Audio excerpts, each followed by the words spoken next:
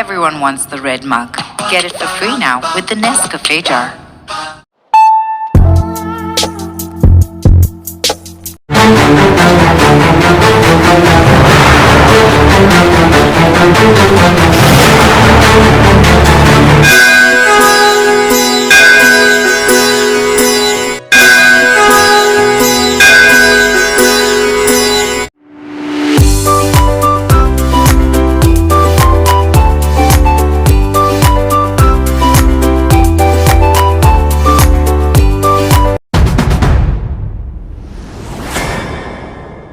ತಾಲೂಕಾ ಆಡಳಿತ, ತಾಲೂಕಾ ಪಂಚಾಯತ್ ಹಾಗೂ ಪಟ್ಟಣ ಪಂಚಾಯತ್ ಮುಂಡಗೋಡ ಆಶ್ರಯದಲ್ಲಿ ಬುಧವಾರ ಶಿವಯೋಗಿ ಶ್ರೀ ಸಿದ್ದರಾಮೇಶ್ವರ ಗದ್ದುಗೆ ಆವರಣ ಮುಂಡಗೋಡನಲ್ಲಿ ಶಿವಯೋಗಿ ಶ್ರೀ ಸಿದ್ದರಾಮೇಶ್ವರ ಜಯಂತಿ ಕಾರ್ಯಕ್ರಮ ನಡೆಯಿತು.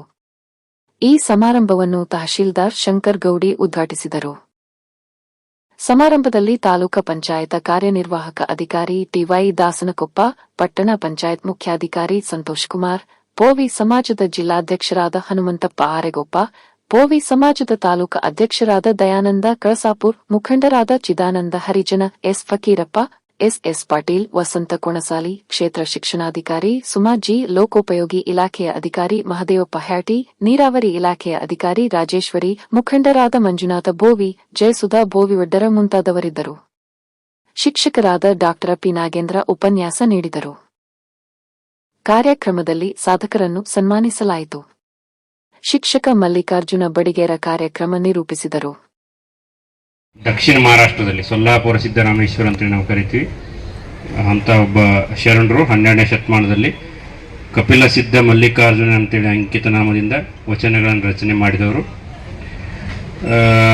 ತಮಗೆ ಗೊತ್ತಿದೆ, 12ನೇ ಶತಮಾನದಲ್ಲಿ ಬಸವಣ್ಣವರ ನೇತೃತ್ವದಲ್ಲಿ ಹಲವಾರು ಶರಣರು ಕಲ್ಯಾಣ ಚಳವಳಿ ಅಂತ ಏನು ಕರಿತೀವಿ, ಕಲ್ಯಾಣ ಮತ್ತು ವಚನ ಚಳವಳಿ ಮೂಲಕ, ಶರಣ ಚಳವಳಿ ಮೂಲಕ ಸಮಾಜವನ್ನು ತಿದ್ದಲಿಕ್ಕೆ, ಸಮಾಜವನ್ನು ಸುಧಾರಣೆ ಮಾಡಲಿಕ್ಕೆ ಪ್ರಯತ್ನ ಮಾಡಿದರು.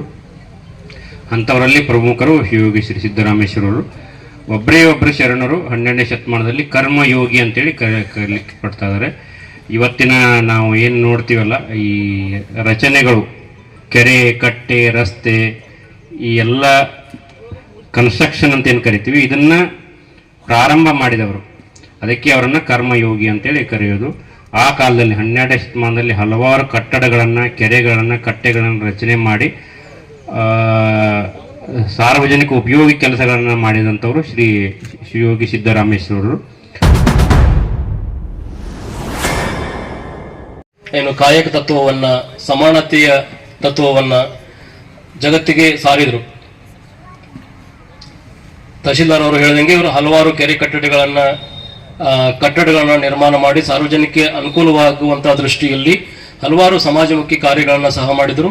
ಇವರು ಸುಮಾರು ವಚನಗಳನ್ನು ಬರೆದು ನಮ್ಮೆಲ್ಲರಿಗೂ ನಮ್ಮ ಮುಂದಿನ ಜೀವನಕ್ಕೆ ದಾರಿ ದೀಪವಾಗುವಂತಹ ವಚನಗಳನ್ನು ಸಹ ನೀಡಿದ್ದಾರೆ. ಇಂದಿನ ಕಾಲಘಟ್ಟದಲ್ಲಿ ಇವರ ವಚನಗಳನ್ನು ನಾವು ಎರಡು ತತ್ವಗಳನ್ನು, ಒಂದು ಸಮಾನತೆ ತತ್ವ, ಮತ್ತೊಂದು ಕಾಯಕ ತತ್ವ.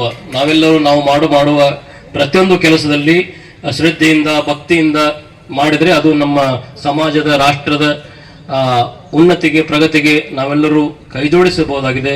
ಆದ್ದರಿಂದ ಸಿದ್ದರಾಮೇಶ್ವರರ ಕಾಯಕ ತತ್ವವನ್ನು ನಾವೆಲ್ಲರೂ ನಮ್ಮ ನಿತ್ಯ ಜೀವನದಲ್ಲಿ ಅಳವಡಿಸಿಕೊಳ್ಳೋದು ಅತಿ ಮಹತ್ವವಾಗಿದೆ.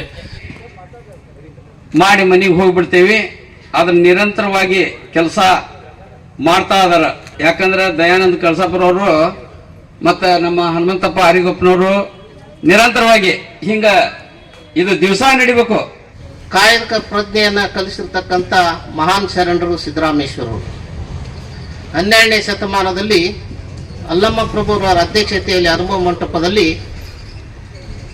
ಬಸವಣ್ಣನವರು ಕಾಯಕ ಮಾಡುವಂತಹ ಶರಣರನ್ನು ಬಹಳಷ್ಟು ಪ್ರೀತಿಸಿದರು.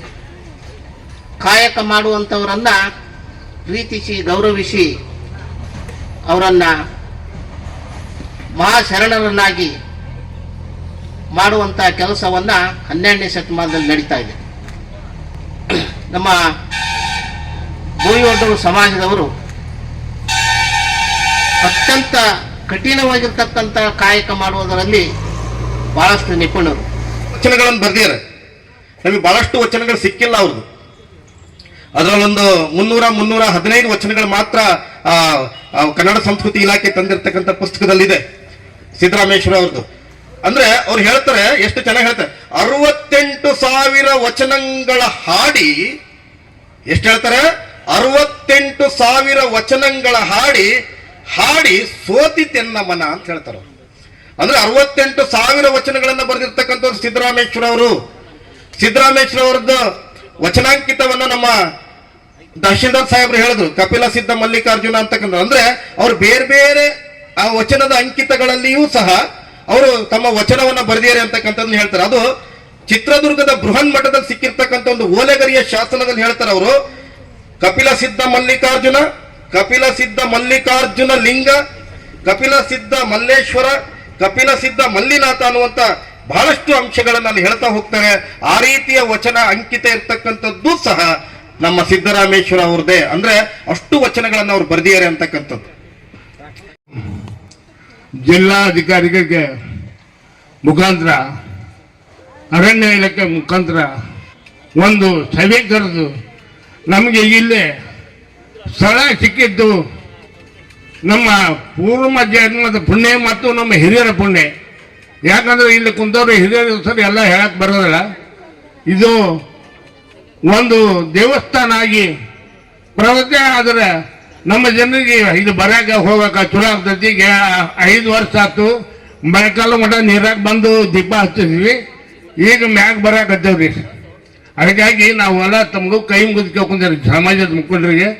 ಸೋಮವಾರಕ್ಕೆ ಒಂದು ದಿವಸ, ತಿಂಗಳಕ್ಕೆ 1-2 ಸಲ ಎಲ್ಲ ಮುಖಂಡರು ಇಲ್ಲಿ ಬಂದು ಆ ಅಪ್ಪನ ದಸ ತಗೊಂಡ್ರೆ ಭಾಳ ಒಳ್ಳೇದಾಗ್ತದೆ ಅಂತ ಹೇಳಿ ಈ ಜಗವನ್ನು ಹೆಬ್ಬಾರ್ ಸಾಬ್ರಿಗೆ ಹೇಳಿದ್ವಿ. ಈಗ ಯಾರಿಗೆ ಹೇಳಬೇಕು ನಮಗೂ ಗೊತ್ತಾಗೋದು. ಹೇಳಿ ನಾವು ಬೇಜಾರಾಗಿದ್ವಿ. ನಾವು ಗುದ್ಲಿ ಪೂಜೆ ನಾವು ಮಾಡ್ಕೊಂಡು ನಾವೇ ಕಟ್ಟಡ ಆಗ್ತದೆ ಅನ್ನೋದ ಭರವಸೆ ಕೊಡ್ತಾನೆ. ಮತ್ತೆ ಹೆಚ್ಚು ಕಡಿಮೆ ಆದ್ರು, ಯಾಕಂದ್ರೆ ನಾವೇ ಮಾಡ್ತೇವೆ. ಆದ್ರೆ ನಿಮ್ದು ಸರಿಗೆ ಇರಲಿಂದ ಸದಾ ತಹಶೀಲ್ದಾರ್ ಸಾಹೇಬರಿಗೆ ವಿನಂತಿ ಮಾಡ್ಕೊಂತಾನೆ, ಇದು ಬಂದು ಈ ಜಾಗ ತಾವು ಸ್ವಲ್ಪ ಮೇಲೆ ಆಫೀಸರ್ಗೆ ಹೇಳಿ ಈ ಜಾಗ ನಮ್ಗೆ ಉಳಿಸಿಕೊಡ್ತೇನೆ ಅಂತ ಹೇಳಿ ತಮಗೆ